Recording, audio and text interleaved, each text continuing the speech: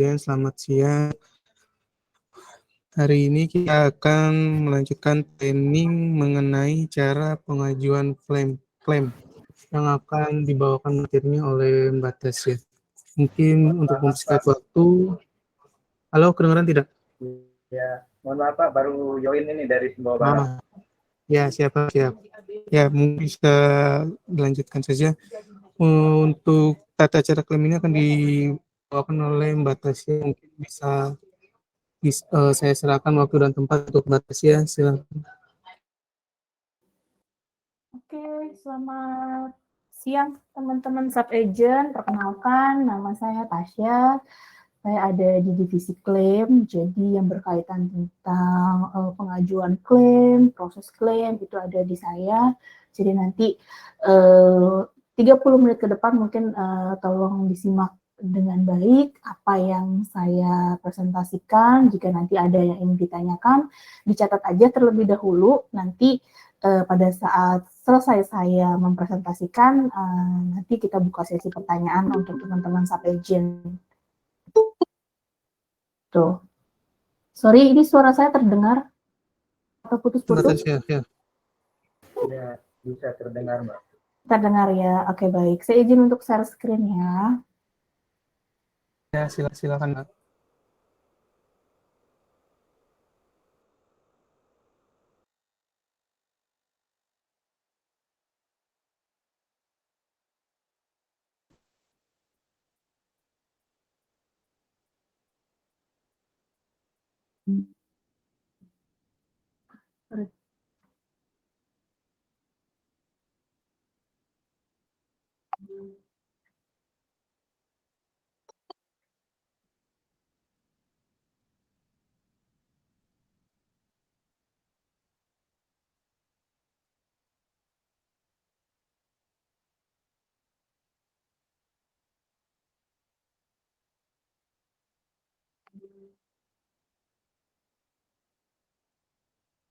Oke, ini sudah terlihat? Terlihat, Kak. Oke, kita mulai ya. Oke, di sini saya mau jelasin yang pertama tentang asuransi. Jadi di lain parcel itu sendiri ada dua tipe nih untuk asuransi. Nah, ada yang pertama yang tidak menggunakan asuransi dan yang kedua untuk asuransi itu sendiri. Nah, ini untuk ketentuannya, apabila pengirim tidak mengikut asuransikan asuransi pada paket atau dokumen yang dikirimkan, namun wajib untuk input harga barang, jenis penggantiannya ada di 10 kali ongkos kirim atau maksimal 2 juta rupiah. Ini mana yang tercapai lebih dahulu. Jadi secara garis besar perhitungannya itu ketika terjadi klaim missing atau damage, hilang atau rusak, itu dari kita akan proses yang pertama akan dilakukan pengecekan dulu dari ongkos kirimnya. Ketika harga barang yang diinput di sistem untuk paket yang tidak menggunakan asuransi, misalkan diinput 250.000, tapi dari sisi ongkos kirimnya 50.000 rupiah. Jadi dari tim klaim akan penggantian sebesar 5 kali ongkos kirim, menutupi kerugian harga barang dari customer yang terjadi gitu. Jadi kerugian harga barangnya kita ganti, kita sesuaikan dengan ongkos kirim yang ada pada sistem. Tuh. Nah, itu yang untuk paket yang tidak menggunakan asuransi. Nah, yang kedua, untuk paket yang diasuransi atau menggunakan asuransi, apabila pos dan parcel mengisi kolom asuransi atau other charge service. Nah, ini penggantiannya maksimal 1 miliar.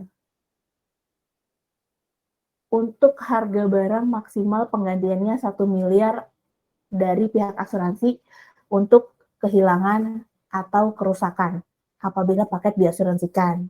Nah, untuk dokumen bagaimana? Untuk dokumen punya ketentuannya sendiri atau ada acuannya? Nanti saya akan informasikan di slide berikutnya. Oke, Karena nanti kalau udah ada pertanyaan dicatat aja, nanti di akhir sesi kita bahas bareng-bareng ya. Oke, saya lanjut. Di sini ada perhitungan untuk asuransi. Nah, yang seperti yang kita tahu nih, untuk asuransi sendiri di lain parcel itu preminya di 0,3%. Dari mana? Dari nilai harga barang yang diasuransikan. Jadi ketika melakukan proses booking, sebagai agen POS itu wajib menanyakan berapa nominal harga barang, apakah mau diasuransikan atau tidak. Untuk asuransi atau tidak, wajib input harga barang di sistem. Nah, apalagi yang diasuransikan. Jadi, nanti dari harga barang yang diasuransikannya itu, premi asuransinya 0,3%. Dan tidak ada minimum biaya asuransi yang harus dibayarkan. Jadi, biar paketnya aman, sampai di destinasi juga amit-amit apabila terjadi sesuatu, ya kita ganti full sesuai dengan nilai harga barang yang tertera di sistem. Nah, contohnya seperti ini. Saya ambil satu contoh. Ketika nilai harga barang yang diinput di sistem itu sekitar 8 juta dengan biaya asuransi 0,3%, maka nilai asuransinya adalah atau preminya yang dibayar itu senilai 24.000. Seperti itu. Nah, sebagai informasi tambahan, POS juga mendapatkan fee dari nilai asuransi. Jadi, saya ambil contoh, jika nilai asuransi atau premi yang dibayarkan customer sebesar Rp50.000, bukan harga barangnya Bapak Ibu, tapi lebih ke Rp50.000 premi yang dibayarkan, fee asuransi untuk agen POS itu 50%. 50% dari 50.000 premi yang dibayarkan customer. Jadi sekitar 25.000 agen POS terima fee dari nilai asuransi. Jadi sebisa mungkin pengiriman yang masuk itu ditawarkan asuransi, diinformasikan benefit menggunakan asuransi seperti apa, nominal penggantiannya maksimum di 1 miliar rupiah.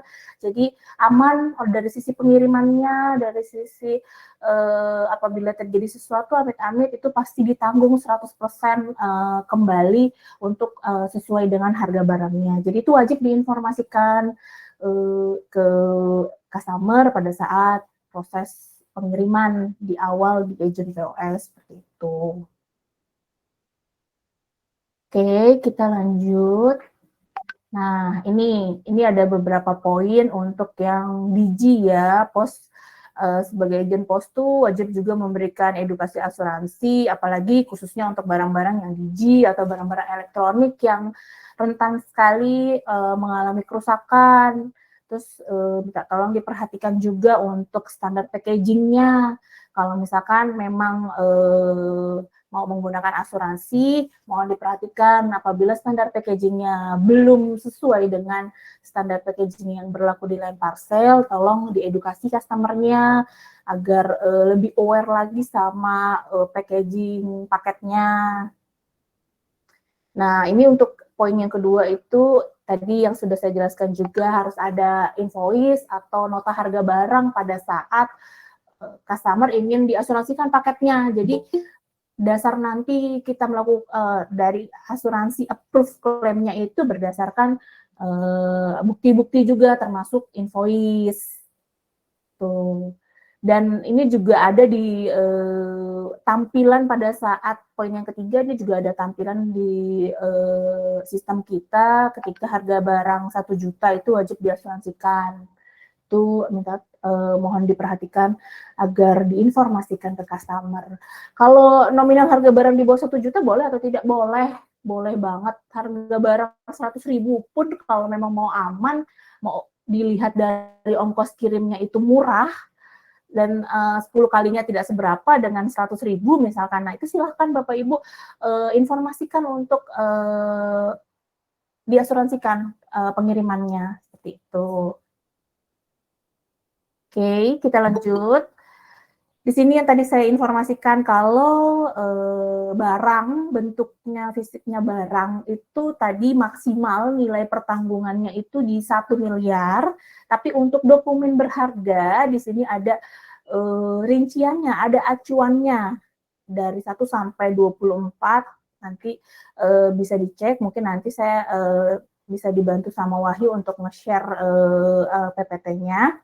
Jadi di sini ada STNK mobil, STNK motor, BPKB, sampai dengan dokumen perusahaan, sampai dengan sertifikat atau dokumen lainnya semua ada batas pertanggungannya. Jadi agen POS nanti perlu banget pada saat proses booking nih ketika terima customer komoditinya itu dokumen, jadi mohon ditanyakan lebih detail lagi sebenarnya dokumen yang dikirimkan itu berupa apa dan wajib diasuransikan ketika masuk ke dalam list dokumen berharga yang saya tampilkan.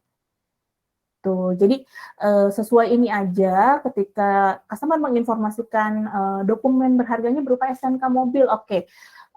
Berapa banyak yang dikirimkan, berapa lembar STNK mobil yang dikirimkan. Kalau misalkan 2 ya Bapak Ibu bisa kalikan 2 aja dan memastikan kalau memang betul yang dikirimkan itu sebenarnya 2 lembar berarti di 5 juta untuk input asuransinya. Nah, nanti akan muncul premi yang dibayarkan include dengan ongkos kirim gitu. Oke, lanjut. Nah, di sini juga ada keterangan terkait barang yang tidak dapat dikirim. Bisa jadi juga tidak dapat diklaim. Jadi, tidak dapat dikirim itu korelasinya sama dengan nggak bisa juga diklaim gitu. Nah, seperti uang kertas, wesel, atau cek perjalanan dan sejenisnya itu memang nggak bisa diklaim. Uang juga memang kita juga belum open untuk pengiriman dengan komoditi uang. Nah, hewan hidup juga belum boleh. Terus bahan atau barang yang tergolong dalam yang mengandung zat-zat berbahaya. Nah, ini ada bahan peledak, gas, itu tidak diizinkan, radioaktif, dan zat-zat berbahaya lainnya itu tidak diizinkan. Halo? Halo? Masih hilang? Halo. Halo? Sudah terdengar? Lanjut, Bu. Oke, kita lanjut untuk jenis senjata perang itu juga nggak bisa. Intan. Suaranya hilang. Ini hanya Bapak aja atau semuanya yang hilang suaranya? Izin Bu Tasya, kita semua mendengar di sini. Iya, tahu dulu coba cek koneksinya kita Mungkin mendengar semua. koneksinya. Bagian aja Mbak di sini rantai. Ya mungkin koneksinya agak kurang baik, Pak. Nah, kita aja aman suara. Oke, kita lanjut. Nah, poin ke-6, ini intan, batu mulia atau logam mulia atau bisa disebut antam, emas itu memang juga tidak dapat dikirimkan atau tidak bisa juga diklaim. Nah, ini pengiriman tubuh atau sisa-sisa manusia atau mayat juga belum bisa dikirim atau diklaim. Nah, yang ke-8, hal-hal yang melanggar asusila. Terus yang ke-9, barang-barang yang menurut peraturan undang-undang dinyatakan dilarang, namun tidak terbatas atas kepemilikan barangnya, dan melanggar peraturan itu nggak bisa untuk kita terima pengirimannya. Dan yang terakhir, stok darah atau ternak atau zat biologis itu juga nggak bisa kita kirim dan diklaim. Jadi ini ada sekitar 10 list jenis barang-barang yang tidak dapat dikirimkan dan juga tidak dapat diklaim. Oke, kita lanjut. Nah, di sini ada ketentuan klaim. Nah, berapa lama sih biasanya banyak pertanyaan nih dari teman-teman di daerah, dari mitra kita, berapa lama sih sebenarnya maksimal untuk kita bisa melaporkan klaim?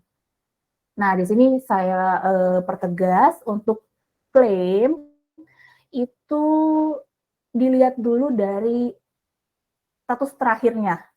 Status terakhirnya apa? Ketika untuk poin pertama, ketika Bapak Ibu menerima laporan dari customer dengan status terakhir POD, tapi mungkin aktual barangnya belum diterima atau aktual barangnya diterima dalam keadaan rusak. Nah, Bapak Ibu berhak memberikan edukasi ke customer kalau mau lapor klaim ketika statusnya POD di sistem paling lambat itu 7 hari. Paling lambat 7 hari untuk lapor. Nah, lebih dari 7 hari pengajuan klaimnya akan kami tolak. Itu udah jelas ada di SOP-nya Lain Parcel. Nah, yang kedua, ketika barang itu status di sistem itu belum POD, tidak memiliki status POD atau status gantung di luar POD, non POD, misalkan Shortland atau STIDES, DLDEX atau mungkin masih dalam proses BKD di sistem atau apapun itu yang status yang bukan POD itu bisa lapor klaim maksimal 30 hari.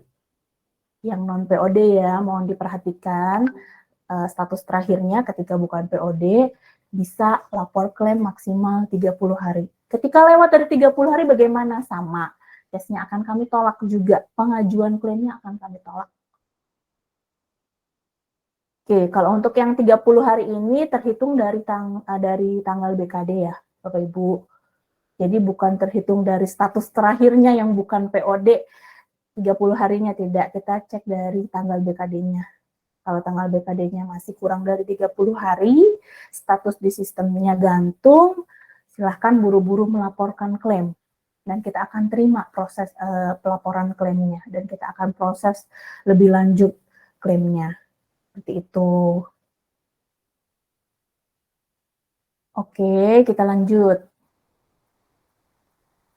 Nah ini sebagai tambahan informasi, untuk pengirim dan penerima paket yang mengajukan klaim, melengkapi syarat dan ketentuan dokumen pengajuan klaim itu maksimal 24 jam atau 1 kali 24 jam. Nah, ini juga ada dokumen apa aja sih yang harus dilengkapi ketika customer mengajukan klaim. Cukup foto KTP, si pengirim atau penerima, bukan agent POS ya yang melampirkan KTP, tapi si pengirim dan penerima yang tertera di sistem kita, namanya yang tertera di sistem kita. Karena kita tim klaim akan melakukan validasi ketika KTP yang dilampirkan atas nomor STT 123 itu tidak sesuai dengan nama yang tertera di sistem kita pada saat kita lakukan pengecekan. Kita akan validasi dan minta sebenarnya siapa yang mengajukan klaim, kok tidak ada nama pengirim atau nama penerimanya tidak sesuai dengan yang di KTP, tim klaim akan konfirmasi. Tuh. So, apalagi sih kira-kira yang harus dilengkapi, yang pasti nomor rekening. Nah, nomor rekening ini bisa diinformasikan dalam bentuk angka saja ke tim klaim atau bisa difotoin buku rekeningnya yang ada keterangan nama bank dan nomor rekening. Itu bisa. KTP dalam bentuk apa? Dalam bentuk foto juga lebih cepat, lebih mudah. Nah, yang ketiga itu foto invoice atau nota yang menginformasikan nominal harga barang sesuai yang diinput di sistem ketika terjadi klaim. Jadi itu wajib untuk dilengkapi invoice atau nota harga barang. Nah, yang terakhir itu kalau Bapak Ibu menginformasikan kalau ada klaim kerusakan, nah itu customer-nya wajib juga melampirkan dokumentasi atau foto, berupa foto atau video kerusakan fisik paketnya. Dari mungkin dari awal customer terima ada foto detailnya, itu perlu dilengkapi, atau lebih baik ketika ada video, jadi ketika dari awal itu kita bisa lihat sebenarnya terjadi kerusakannya itu di sisi sebelah mana dari paketnya, pada saat mungkin packaging luarnya juga sudah dalam keadaan rusak, atau bahkan packaging luarnya baik-baik saja tapi paketnya mengalami kerusakan yang seperti itu. Sebenarnya lebih detail ketika melampirkan video pada saat unboxing ya, melakukan buka paket gitu. Nah, oke. Dan customer bisa lapor klaim via apa saja sih saat ini?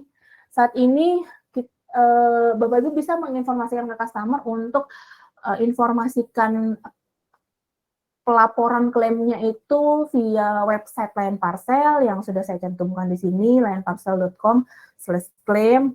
Atau kalau misalkan customer-nya memiliki aplikasi Layan Parcel, itu malah lebih mudah lagi untuk diakses, untuk segera lapor di di aplikasi Layan Parcel, atau bisa juga menghubungi customer service kita di Layan Parcel juga bisa. Ada banyak channel untuk melaporkan klaim. Nah, ketika nggak bisa juga, nah segera informasikan atau nanti bisa saya share ya email tim klaim. Jadi kalau memang terkendala untuk lapor di website dan aplikasi, nanti solusi terakhirnya bisa langsung ke email tim klaim. Tuh.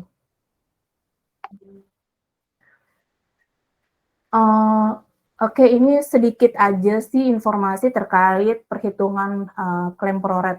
Apa itu perhitungan klaim ProRed? Jadi mungkin nanti Bapak Ibu menemukan beberapa case laporan dari customer atau komplain dari customer terkait hilang sebagian atau rusak sebagian. Nah, ini kita sebut klaim ProRed.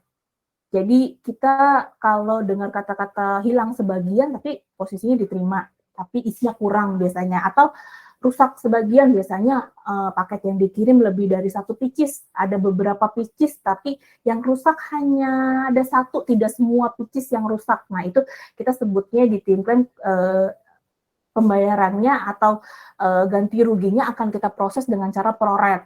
Nah, ini ada sedikit perhitungan yang biasa kita gunakan sih. Jadi kayak perhitungannya kurang lebih harga barang yang diinput di sistem dibagi harga barang ada di nota, kita kalikan dengan kerugian customer. Nah, ini nominal ProRed ini yang akan kita bayarkan ke customer. Jadi kalau misalkan harga barangnya dalam satu STT itu misalkan 1 juta, tapi kategorinya hilang sebagian. Nah, kita nggak bisa ganti sesuai dengan kerugian customer 1 juta karena yang hilang itu tidak semuanya, jadi hanya sebagian aja. Nah, ini simulasi perhitungannya biar Bapak Ibu juga ada tambahan informasi ya ketika terjadi hilang sebagian atau rusak sebagian gitu. Oke, cukup presentasi dari saya, informasi detail tentang klaim dan asuransi. Wahyu, ini kita buka sesi pertanyaan aja ya. Iya Mbak Tia, langsung aja yang ingin bertanya silakan bertanya, yang belum mengerti silakan bertanya. Boleh, silakan Bapak Ibu. Jawa Barat, Mbak Masud. Mau bertanya sedikit. Iya Pak. Saya mau tanyakan syarat dokumen pengajuan klaim ini. Tadi dijelaskan bahwa harus ada foto KTP penerima dan Atau pembeli. pengirim. Atau pengirim. Atau bukan kedua-duanya. Bukan, salah satu Pak. Salah. Berarti boleh diklaim oleh penerima atau pembeli, atau pengirim ya. Betul. Iya, salah satu. Nah, kemudian ada nota barang ini tadi disebutkan. Nota barang itu apakah wajib statusnya diperlihatkan pada saat pengiriman barang itu atau bagaimana? Oke. Apa wajib? Wajib Pak. Ketika customer ingin paketnya diasuransikan, itu sebenarnya customer harus wajib menunjukkan lah gitu ya, menunjukkan ke agen POS itu untuk ini loh nota harga barangnya, jadi tidak ada kekeliruan mungkin atau kesalahan dalam proses input, meminimalisir Pak nanti mungkin kurang nolnya atau kurang angka yang lain gitu. Lebih baik sih si customer itu bawa invoice atau nota harga barang pada saat pengiriman gitu.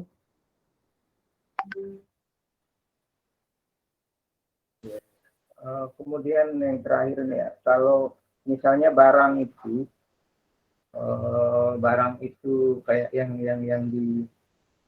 yang dijelaskan terakhir Mbak tadi itu klaim storage itu. Prosedurnya bagaimana? Apakah sama dengan syarat pengajuan klaim yang sebelumnya dijelaskan itu atau ada syarat lainnya? Oh, oke.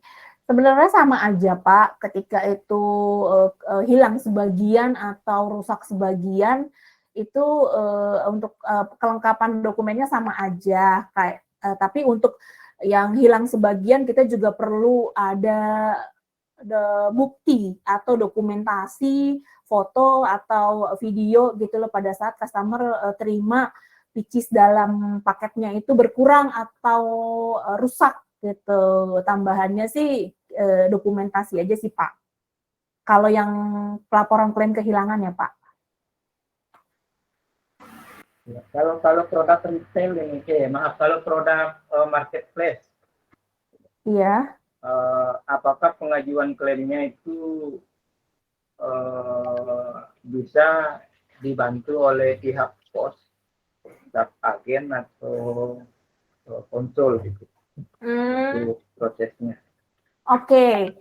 Terkait klaim marketplace seperti Tokopedia gitu ya Pak, Bukalapak itu dari agen POS bisa mengarahkan aja untuk customer lapor via aplikasi marketplace-nya. Jadi nanti customer dapat penggantian dari marketplace-nya itu sendiri, kemudian nanti di belakangnya kita dari tim klaim akan melakukan rekonsil tiap bulan atas terjadinya klaim. Jadi tim klaim tidak proses langsung ke customer ketika ada klaim marketplace. Seperti itu, Pak.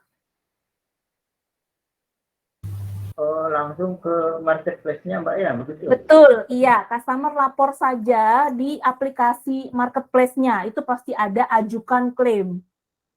Gitu. Jadi kita Line Parcel tidak bisa proses klaim langsung ke customer untuk pengiriman marketplace, Pak.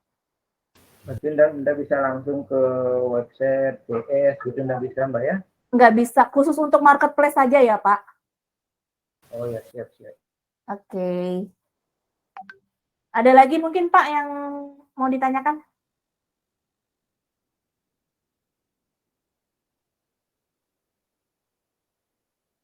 Halo?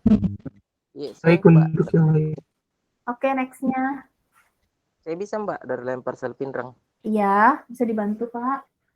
Iya, saya mau tanyakan Mbak, kalau misalnya dokumen, kan tadi ada saya lihat di PPT-nya, untuk kelengkapan kan harus ada foto invoice atau foto barang. Kalau untuk dokumen sendiri itu Mbak, misalnya STNK atau sertifikat tanah, jika terjadi hal yang tidak diinginkan, misalnya hilang, Pak, kira-kira untuk foto invoice harga barangnya perlu kan Mbak atau enggak? Oke, terkait dokumen berharga itu ketika amit-amit terjadi sesuatu sama dokumen yang dikirimkan, dari pihak asuransi akan menginformasikan untuk dibantu biaya pembuatannya lagi. Jadi gini, ketika terjadi kehilangan atas dokumen berharga, dari pihak asuransi pasti akan minta biaya pembuatannya kembali atau nota mungkin sejenis biro jasa atau biaya pembuatan kembali. Jadi customer harus mengurus biaya pembuatannya dulu, ada buktinya, kemudian nanti akan dibayarkan oleh pihak asuransi. Seperti itu, Pak. Oh iya, baik Bu, paham. Yang kedua yang saya tanyakan Bu, kebetulan kalau di Pinrang itu ada asrama militer. Ya, barang-barang kelengkapan militer yang masuk Bu, misalnya helm, helm, sepatu atau itu apa namanya, dia punya tali pinggang itu Bu. Kan baca tadi di sini tidak bisa diklaim ya kalau kelengkapan militer. Kalau kayak begitu Bu, helm, sepatu dan lain-lain, kira-kira bisa diklaim atau tidak ya Bu? Kalau yang dikirimkan bukan senjata tajam atau bahan peledak atau apa gitu yang membahayakan yang berbahaya gitu kemungkinan masih bisa Pak kalau kayak sejenis sepatu, helm atau atribut lainnya atau bahkan baju gitu ya itu masih bisa sih Pak asal jangan ada seperti jenis bahan peledak atau senjata tajam atau pisau itu sih nggak bisa Pak. Baik, terima kasih Bu atas Oke, jawabannya. terima kasih Pak.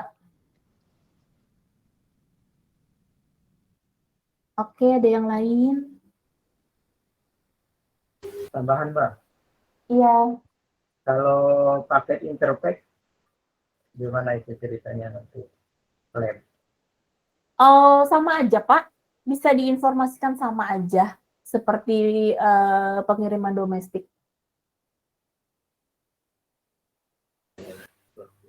Tidak ada yang membedakan Pak, untuk klaimnya sama.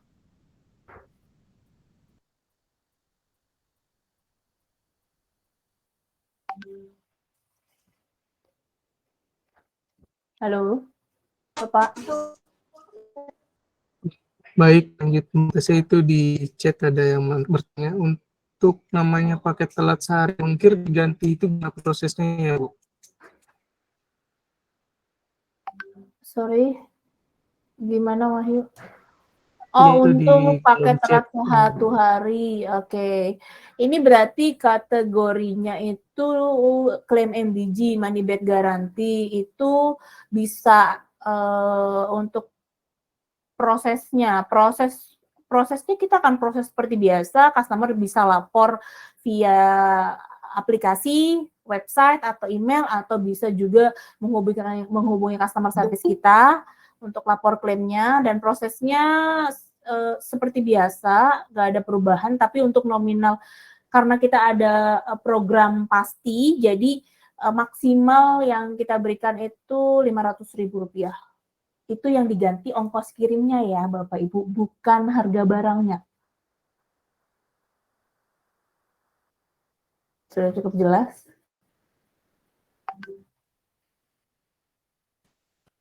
Indo sudah cukup jelas kan pertanyaannya. Oke, terima Terus, Bu, kasih. yang lainnya yang bertanya silakan yang sebelum mengerti.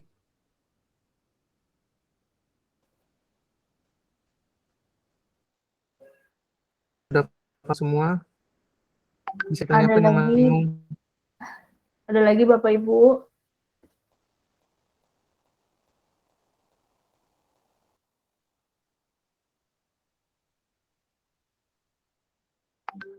Sudah semua, ya tidak kita cukupkan saja atau bagaimana? Masih ada yang ingin bertanya? Tidak. Batasnya masih ada yang ingin sampai. Cukup sih kalau dari saya. Nanti minta tolong di-share aja Wahyu PPT-nya biar nanti bisa dipelajarin sama teman-teman sub agent. Oh, siap Mas ya, sudah di-share ke tim listriknya. Mungkin tim listrik nanti bisa nge-share ke areanya masing-masing. Oke. Ini Ada sudah ada lagi tidak Bapak pertanyaan Ibu? lagi ya. Sudah cukup Bisa ya? nambah Oke. satu pertanyaan, Kak? Oh, boleh. Oke, boleh. Silakan. Ini kan biasanya kalau kita terima paket, kalau ditanyakan harganya itu kan biasa penerimanya nggak mau kasih tahu harga barangnya, itu gimana, Kak? Tetap harus ditanyakan estimasi aja berapa harga barangnya. Nah, minta tolong diedukasi customer-nya. Nanti apabila terjadi sesuatu, amit-amit, barangnya rusak atau hilang, ini yang dikhawatirkan tidak sesuai nih dengan yang diinformasikan. Atau kalau misalkan tidak diinformasikan, nanti yang salah dari pihak agen POS yang tidak mengisi nominal harga barang padahal sudah ditanyakan terkait harga barangnya berapa. Coba diedukasi aja si customer-nya agar dia lebih aware, lebih peduli gitu. Karena oh iya ya nanti kalau terjadi sesuatu paket saya diganti berapa gitu. Nanti akan jadi permasalahan nih ketika tidak diinformasikan nominal harga barangnya. Tuh, diedukasi aja Pak customer-nya. Oh ya, Bu, ya. Baik, terima kasih. Terima kasih Pak Aris.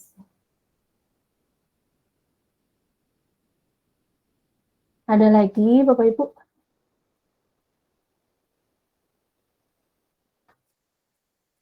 Halo, tidak ada lagi yang bertanya. Jika tidak ada, kita selesaikan saja kali ya, Mbak Tasya. Boleh. Oke, baik. Jika sudah tidak bertanya, kita akhiri untuk training hari ini. Terima kasih Bapak dan Ibu sekalian. Mbak Tasya, terima kasih atas waktunya. Selamat Oke. siang semuanya. Terima kasih semuanya. Selamat siang. Sehat-sehat. Ya, siap Siang, Mbak. Bapak. Terima kasih.